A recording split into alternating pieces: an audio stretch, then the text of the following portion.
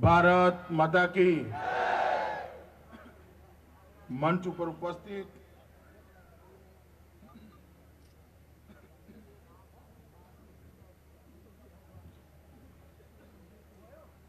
उपस्थित मेरे साथी और हरियाणा चुनाव के प्रभारी श्रीमान कैलाश विजयवर्गीय जी, यहाँ के प्रत्याशी श्रीमान उमेश अग्रवाल जी, श्री महेंद्र सिंह जी जो उत्तर प्रदेश से ये 2 जिलों की चिंता करने के लिए यहां पर आए हैं, सुप्रसिद्ध क्रिकेटर श्रीमान चेतन शर्मा जी, कुलभूषण भारद्वाज जी जो हमारे कार्यकारी जिला अध्यक्ष हैं, मंच पर उपस्थित भारतीय जनता पार्टी का नेतृत्वगण और आज की ये विशाल सभा में उपस्थित गुड़गांव के माताओं, भाइयों और बहनों, मैं आज आने वाले चुनाव में भारतीय जनता पार्टी के प्रत्याशी अग्रवाल जी को आप लोग जिताए, इसके लिए मैं यहां आया हूं। मगर मेरे सामने जो जनसैलाब बैठा है उससे मुझे लगता है मुझे कहीं गांव में भेजा होता तो अच्छा था। अग्रवाल जी वैसे ही जीतने जा रहे हैं।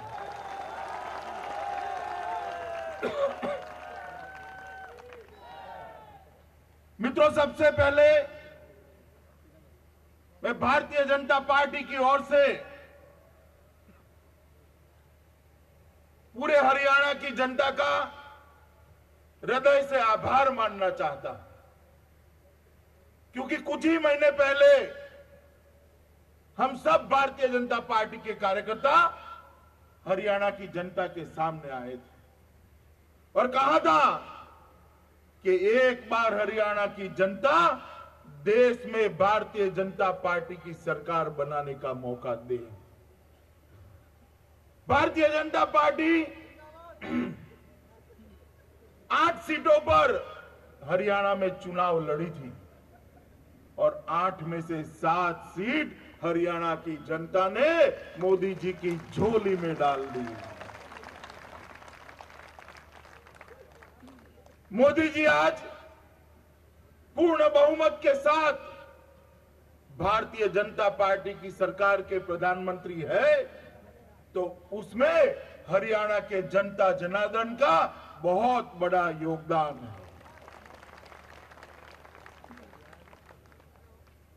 मित्रों, जिस सरकार को आपने 4 महीने पहले हिंदुस्तान में से बेदखल किया, वो सरकार और हरियाणा की सरकार दोनों एक साथ बनी थी। वो सरकार भी यूपीए की कांग्रेस की सरकार थी, ये सरकार भी कांग्रेस की सरकार है। मित्रों, जिस तरह से 10 साल तक देश पर यूपीए के और हरियाणा में कांग्रेस की सरकार ने शासन किया है, इस सरकार को एक क्षण के लिए भी शासन में रहने का अधिकार नहीं है। यूपीए की सरकार जब चल रही थी तब यूपीए 1, यूपीए 2 दोनों राज्यों में दोनों समय में इतने सारे घोटाले हुए कि मानो सरकार का नाम यूपीए की सरकार की जगह, मनमोहन सरकार की जगह घोटालों की सरकार पड़ गया। इतने सारे घोटाले। कॉमनवेल्थ गेम, उसमें 60,000 करोड़ से ज्यादा का घोटाला हुआ। हेलीकॉप्टर खरीद किए तो उसमें भी घोटाला हुआ। टैंक परचेज करी तो उसमें भी घोटाला हुआ। शहीदों की विधवाओं के लिए एक आदर्श कोऑपरेटिव हाउसिंग सोसाइटी बनी तो उसमें भी कांग्रेसी शहीदियों की विधवा के फ्लैट लेकर चले गए। 2G में घोटाला हुआ, इसरो में घोटाला हुआ और अंत में कुछ बाकी रह गया था तो कोयले में भी घोटाला कर दिया। मैंने कोयला शब्द सोच समझकर अंत में कोयला घोटाले की बात करी। यहां पर माताएं बहनें बैठी है, जब गैस का जमाना नहीं था तब गांव में कोयला जलाकर रसोई पकाते थे। और हमारे गुजरात में जो गांव में घर होते थे वहां कोयला रखने की जगह घर के बाहर रखते थे। यहां पर भी बाहर रखते हैं ना, क्योंकि कोयले को कोई चोरी नहीं कर जाता। कोयला हमेशा घर के बाहर रहता है और घर के बाहर से माताएं बहनें लाकर रसोई बनाती थी। कोयले को तो चोर भी चोरी नहीं करता, मगर ये तो कांग्रेसी थे, कोयला भी नहीं छोड़ा, कोयला भी खा गए। भारत की सुप्रीम कोर्ट ने जजमेंट देकर सभी के सभी सौदों को रद्द करना पड़ा है, सभी आवंटन को रद्द करना पड़ा है। इतने रुपयों का घोटाला किया कि जिसका कोई हिसाब नहीं, कोई हिसाब नहीं। और मैं नहीं मानता कि सारे घोटाले पकड़े गए होंगे, मगर जो पकड़े गए हैं वो घोटालों की अगर मैं सूची भी आपके सामने पढ़ने के लिए बैठूं तो 7 दिन की भागवत सप्ताह का समय भी कम हो जाए, मगर इनकी घोटालों की सूची कम न हो। ऐसी स्थिति सिर्फ घोटाले की बात जाने दीजिए, देश की सरहदों की सुरक्षा के लिए ये सरकार किंचित भी चिंता नहीं करती थी। कभी चीन घुस जाता था, कभी पाकिस्तान घुस जाता था, कभी कोई कुछ कर देता था, कभी कोई कुछ कर देता था। और संसद के अंदर रक्षा मंत्री कहते थे कि हम देख रहे कि साच अर्थ में क्या हुआ है। उनको मालूम भी नहीं होता था देश की सरहदों की सुरक्षा करने में ये यूपीए सरकार विफल रही थी। महिलाओं की सुरक्षा इतनी नीचे गई कि गुड़गांव और दिल्ली जैसे शहरों में मां बहनों का जीना नामुमकिन कर दिया। मित्रों, आंतरिक सुरक्षा में भी पूरे देश के अंदर बेइंतहा डिटोरिएशन हुआ। मंत्रियों के बीच में कभी बात ही नहीं होती। वित्त मंत्री और खाद्य आपूर्ति मंत्री कभी बात नहीं करते थे महंगाई जितनी बढ़नी है इतनी बढ़ जाए, क्योंकि हर मंत्री अपने आप को अपने विभाग का प्रधानमंत्री मानता था। और जो बेचारे प्रधानमंत्री थे उनको कोई प्रधानमंत्री ही नहीं मानता था। हर मंत्री अपने विभाग का प्रधानमंत्री बनकर बैठा था और प्रधानमंत्री बेचारा मौन होकर अपनी चैम्बर में अकेला बैठा था। इस तरह से प्रधानमंत्री पद की गरिमा को नीचे तक पहुंचाने का काम ये यूपीए सरकार ने किया।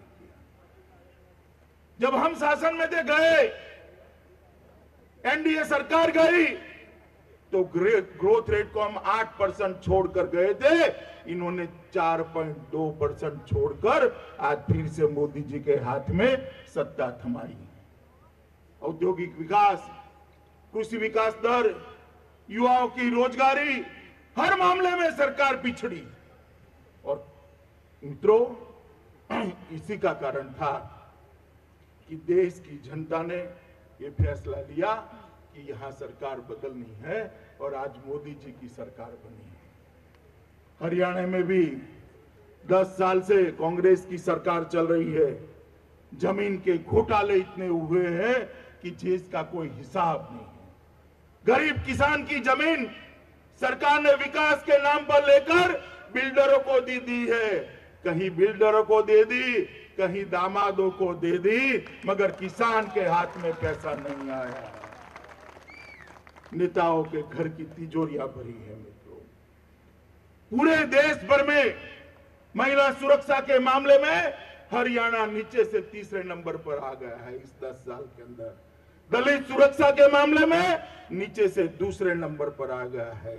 कृषि विकास दर, जिसमें पंजाब के बाद हमेशा हरियाणा का नंबर रहता था, वो कृषि विकास दर भी घटते घटते घटते 3% पर आ गया है। मित्रों, इंडस्ट्रियल डेवलपमेंट भी कम हुआ है, बेरोजगारी भी बढ़ी है।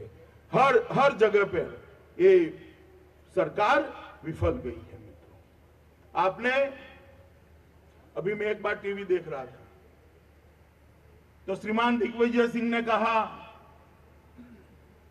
कि मोदी जी हिसाब दे 100 दिन में क्या किया। भाई, मोदी जी तो 100 दिन में हिसाब देंगे, मगर आपने 10 साल में क्या किया, इसका हिसाब जनता ने आपके पास से दे दिया है। मैं भारतीय जनता पार्टी के अध्यक्ष के नाते कहता हूं कि हम जब दूसरी बार मैंडेट लेने के लिए जनता के सामने जाएंगे, अपना हिसाब किताब जनता के सामने लेकर जाएंगे। श्रीमान दिग्विजय सिंह, आपको मांगने की जरूरत नहीं पड़ेगी। हमने सरकारें चलाई है देश में, गुजरात में चलाई है, मध्य प्रदेश में चलाई है, राजस्थान में चला रहे हैं, गोवा में चलाई है, हर जगह पे विकास हुआ है।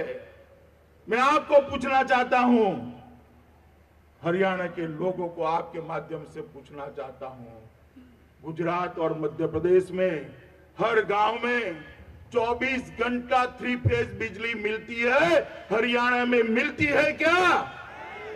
मिलती है? 24 घंटा बिजली चाहिए या नहीं चाहिए? 24 घंटा बिजली चाहिए तो ये कांग्रेस की सरकार को उखाड़ कर फेंक दीजिए, भारतीय जनता पार्टी की सरकार लानी पड़ेगी। गुजरात में, मध्य प्रदेश में, राजस्थान में कृषि विकास दर डबल डिजिट को पार कर गया है, 10% से ज्यादा हो गया है, और देश का कृषि विकास दर 3% के आसपास है। हरियाणा का भी वहीं ठहरा हुआ है। हरियाणा के किसानों को विकास चाहिए तो ये सरकार को बदल देना पड़ेगा। औद्योगिक विकास दर हमारे हर राज्य का हरियाणा से दुगुना है। नए नए उद्योग आ रहे हैं, नई नई इंडस्ट्री आ रही है, और हरियाणा में जो इंडस्ट्री लगी है वो भी भाग रही है। हरियाणा के युवा को अगर रोजगारी चाहिए तो हरियाणा में कांग्रेस की सरकार को निकालकर भारतीय जनता पार्टी की सरकार लानी पड़ेगी। मित्रों, कई काम ऐसे हैं जो सरकार के रहते हुए करने चाहिए, नहीं किए।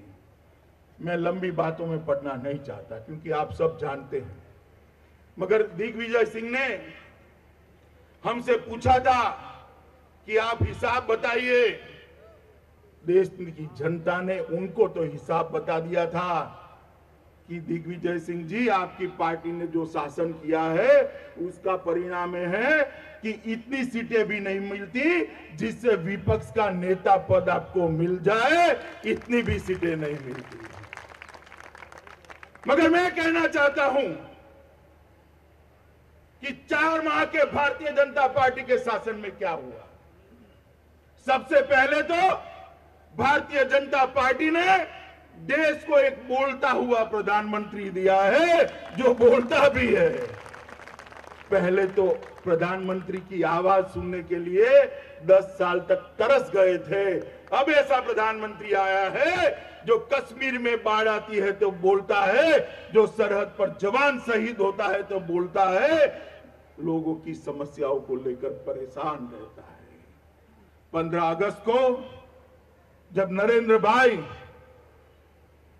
झंडा तोलन कर रहे थे, राष्ट्रीय ध्वज को फहरा रहे थे और सामने बुलेट प्रूफ कार्स को नहीं देखा, तब देश के 100 करोड़ लोगों की छाती गदगद फूल गई कि एक ऐसा प्रधानमंत्री आया है जो हमारे साथ सीधी बात करता है। 50 साल से इस कांग्रेस की सरकारों ने बैंकों का राष्ट्रीयकरण किया था और ये कहकर किया था कि गरीब के लिए बैंकों के दरवाजे हम खोल देंगे, मगर 50 साल में देश की 50% जनता के पास एक बैंक अकाउंट भी नहीं था। देश के अर्थतंत्र में इनकी कोई हिस्सेदारी नहीं थी, कोई सहभागिता नहीं थी। नरेंद्र भाई ने 15 अगस्त को लाल किले पर से घोषणा की। आज चल रहा है सितंबर महीना। मित्रों, सितंबर तक 5 करोड़ गरीबों के बैंक अकाउंट जन धन योजना के तहत खुल गए और उनको 1 करोड़ का बीमा देने का काम किया है। स्वच्छता जैसी छोटी बात पर इस सरकार का ध्यान है। मोदी जी स्वच्छता को लेकर प्रधानमंत्री के भाषण में बोले हैं और 2 अक्टूबर से स्वच्छ भारत का अभियान शुरू होगा। मित्रों, बेटी बचाओ की बात हो, मेक इन इंडिया की बात हो, सब नए इनिशिएटिव युवाओं के लिए। मेक इन इंडिया एक महज नारा नहीं है।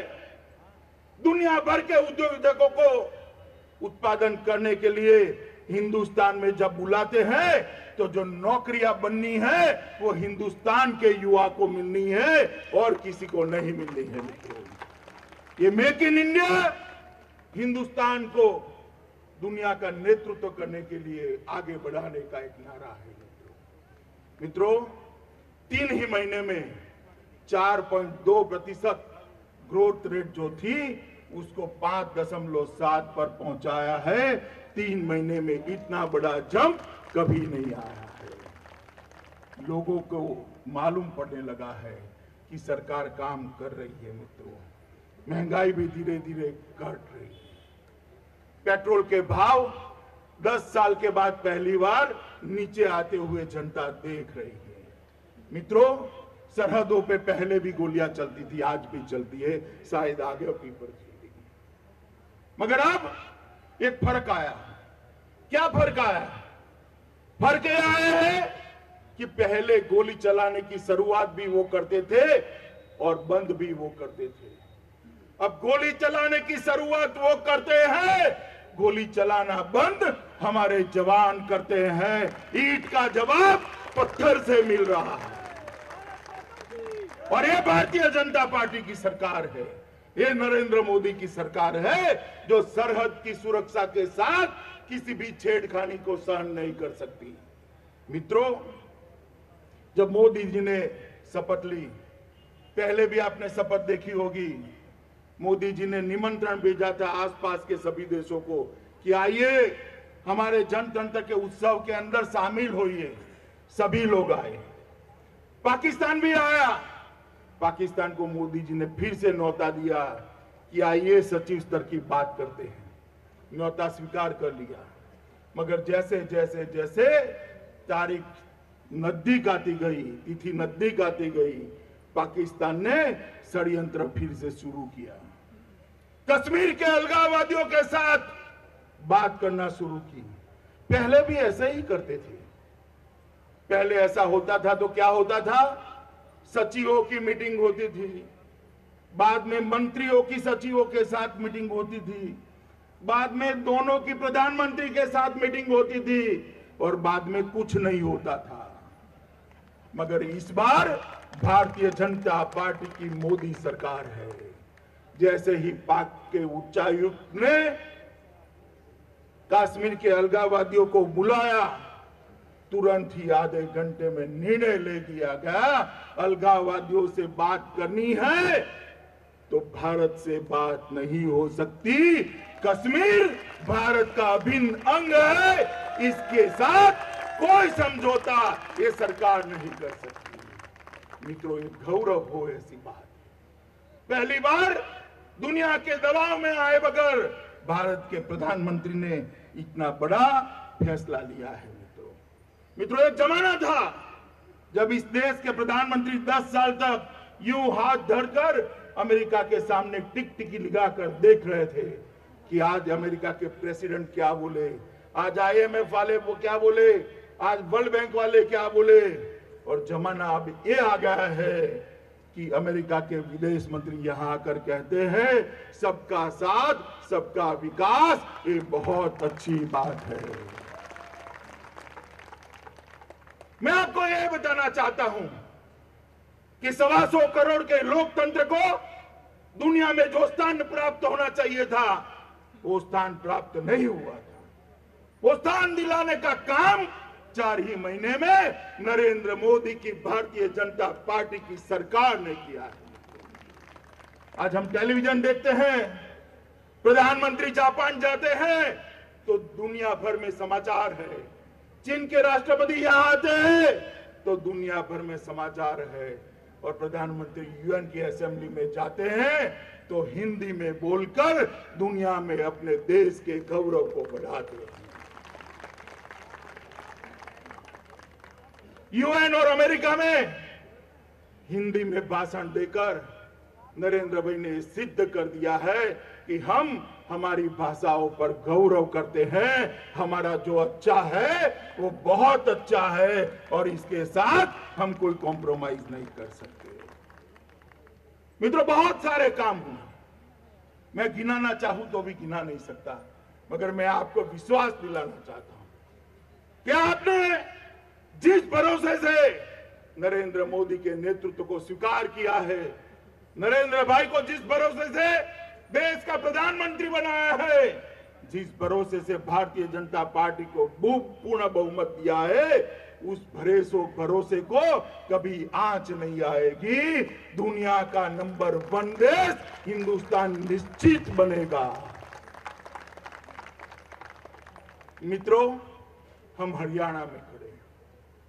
हरियाणा के अंदर हरियाणा की जनता ने कभी चौटाला तो कभी हुड्डा, कभी हुड्डा तो कभी चौटाला, कभी चौटाला तो कभी हुड्डा, यही किया है ना, यही किया है। गांवों में ना विकास हुआ, ना शहरों में कानून और व्यवस्था की स्थिति ठीक करी हुई, ना महिलाओं का सम्मान हुआ, ना कृषि का विकास हुआ, ना रोजगार मिला, ना उद्योग का विकास हुआ। क्या हुआ? जमीनों के घोटाले और घपले। एक आता है तो लूट लेता है और दूसरा आता है तो ठोकता है। ठीक है ना? ठीक नहीं है। मैं ऐसा बोला तो नीलखेड़ा में एक युवा खड़ा हो गया कि भाई साहब थोड़ा सुधार करिए। मैंने बोला क्या?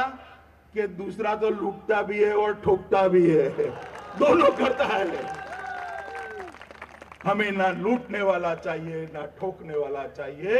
हमें हरियाणा की जनता जनार्दन को भगवान मानकर उसके विकास के लिए अपना जीवन खपा देने वाला कार्यकर्ता चाहिए, ऐसा मुख्यमंत्री चाहिए। और मित्रों, वो भारतीय जनता पार्टी दे सकती है और कोई नहीं दे सकता। मोदी जी ने इस देश में एक नारा दिया है, कांग्रेस मुक्त भारत का नारा। कांग्रेस मुक्त भारत तभी हो सकता है जब हरियाणा को आप कांग्रेस मुक्त करा दो, तभी कांग्रेस मुक्त भारत का। मोदी जी ने एक विकास यात्रा की शुरुआत करी है।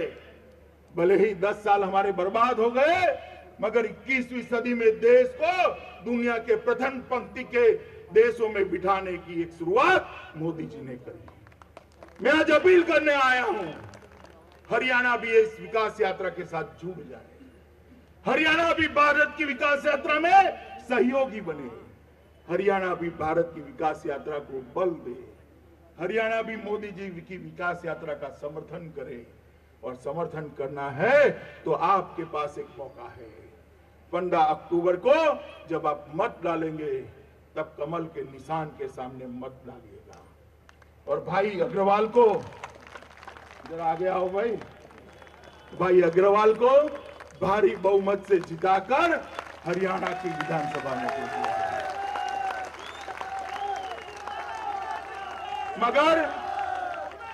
मगर विशेषकर बहुत बड़ा युवा वर्ग यहां बैठा है और माताएं और बहनें बैठी हैं।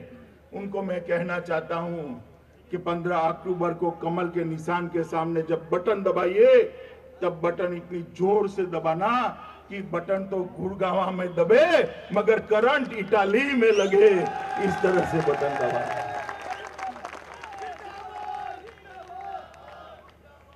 मित्रों, ये वीरों की भूमि है, किसानों की भूमि है, ये रमतवीरों की भूमि है, ये पहलवानों की भूमि है। यहाँ पर जितने संसाधन पड़े हैं, यहाँ जितना पोटेंशियल पड़ा है, शायद ही देश के किसी एक राज्य के अंदर पड़ा है। और अगर इसको आगे लेना जाना है तो मोदी जी का साथ दीजिए।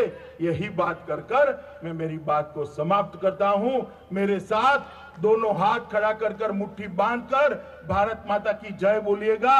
भारत माता की, भारत माता की, भारत माता की, वंदे मातरम।